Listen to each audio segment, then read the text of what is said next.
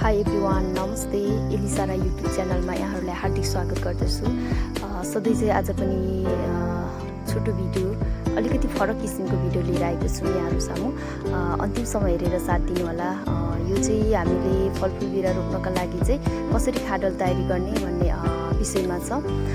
यहाँ चाहिँ हामीले 1 मिटरको खाडल जस्तो 1 बाई 1 गोलाइ, उचाइ र गहिराई पनि 1 मिटरको छ, 1 बाई 1 को। यहाँ चाहिँ हामीले जब खाडल तयारी गरिसकेपछि चाहिँ यो 1 टुको सुकेको पत्कर, 1 टुको हरियो स्याउला, 1 टुको काठको टुक्रा सुकेको, त्यसपछि चाहिँ पिना 200 ग्राम, अनि हड्डीको धुलो 200 ग्राम र खडानी मल 1 देखि 2 टुको चाहिन्छ।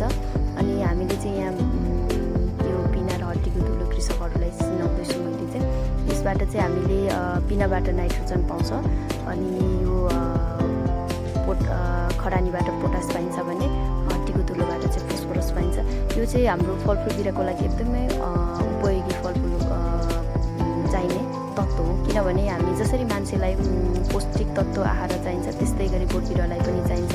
किनकि हामीले चाहिँ अब रोपेको भरमा खान्छौँ, त्यो अब एउटा हातमा कुटो एउटा हातमा बुटो गरेर रोपेका थियौँ पहिला। तर अहिले चाहिँ अलिकति आधुनिक तरिकाले फलफुल खेती गऱ्यो भने पछि व्यावसायिक रूपमा र दीर्घकालीनसम्म चाहिँ हामीलाई पनि उपलब्धिमूलक हुने भएकोले चाहिँ हामीले अलिकति व्यावसायिक अलिकति प्राविधिक तरिकाले खेती गऱ्यौँ भने चाहिँ हामीलाई नै एकदम उपलब्धिमूलक हुन्छ। त्यो हुनाले चाहिँ आज हामीले यो 1 बाई 1 को खाडल तयारी गरेर सुरुमा चाहिँ तल फेदमा जम्पलले मजाले डुबाल्यौँ, यो चाहिँ पानी नजम्योस् भन्नको लागि। त्यसपछि सुकेको एक भारी काठको दाउरा हाल्यौँ, त्यसमाथि चाहिँ अब हामीले माटोले फेरि छोपिदिने। त्यसपछि फेरि हामीले यो माटोले छोपिसकेपछि चाहिँ हरियो स्याउला लाउने, हरियो स्याउला लगाइसकेपछि चाहिँ हामीले फेरि माटोले एक तह छोपिदिने। यसरी नै हामीले खाडलको तयारी गऱ्यौँ। अनि यसमा चाहिँ हामीले अब त्यो माटोले छोप्दै गइसकेपछि चाहिँ अब यो माथिबाट चाहिँ सुकेको पत्कर पनि हाल्नुपर्छ।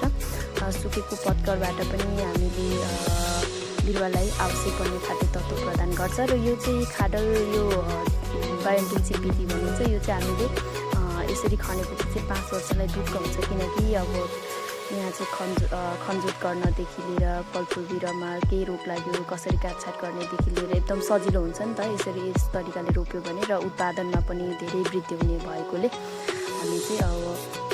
हामी चाहिँ अब के गर्छौँ भने पहिला चाहिँ अब बिरुवा जब पाइन्छ तब एक कोदालो खनेर रोप्यौँ। तर यसरी चाहिँ रोप्यो भने छिटै मर्ने, अनि त्यसपछि उत्पादन पनि राम्रो नहुने, कतिपय अब छिटै रोग किराले असर गरेको हुन्थ्यो। अब चाहिँ हामीले यस तरिकाले रोप्यौँ भने चाहिँ बिरुवालाई पनि एकदम राम्रो स्वस्थकर र वृद्धि विकास पनि राम्रो हुने भएकोले चाहिँ हामीले अलिकति बायोइन्टेन्सिभ विधिबाट रोप्यौँ भने पछिसम्मलाई पनि जब यो बायोइन्टेन्सिभ विधिबाट खाडल तयार भएपछि चाहिँ हाम्रो जमिनदेखि यति ठुलो देखिन्छ नि त, तर पनि ठुलो देखे तापनि यसको पुर्ने विधिदेखि लिएर यसमा प्रयोग गर्ने धेरै सामग्रीहरूले यो खाडललाई चाहिँ तल जान दिँदैन।